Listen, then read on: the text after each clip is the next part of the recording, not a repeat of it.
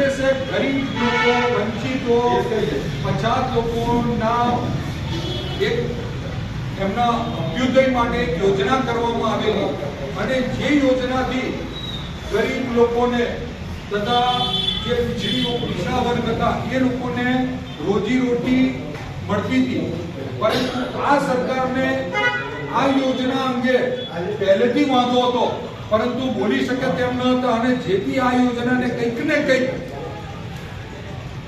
નુકસાન થાય કે બંધ કરી શકાય એ હેતુથી એમને એમનું સ્વરૂપ બદલ્યું.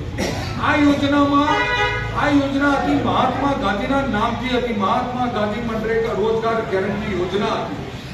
સાહેબ, એમને મહાત્મા ગાંધીજીનું નામ પણ આ યોજનામાંથી કાઢી નાખ્યું.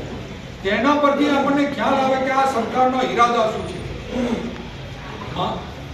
પહેલા આ સરકારે સરદાર વલ્લભભાઈ પટેલની વાત કરે, મહાત્મા ગાંધીજીની વાત કરે, પણ આ સરકારની વિચારધારા સરદાર વલ્લભભાઈ પટેલની વિરુદ્ધની, મહાત્મા ગાંધીજીના વિચારોની વિરુદ્ધની, એમની વિચારધારા કાયમ માટે છે.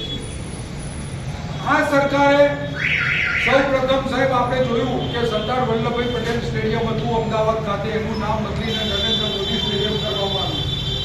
ત્યારબાદ આ મહાત્મા ગાંધી ગેરંટી યોજના, મનરેગા યોજનામાંથી પણ મહાત્મા ગાંધીજીનું નામ કમી કરવામાં આવ્યું અને આ રીતે એમનો એક વિઝન એજન્ડા છે એ આ સરકાર કંઈક ને કંઈક લાગુ કરી છે.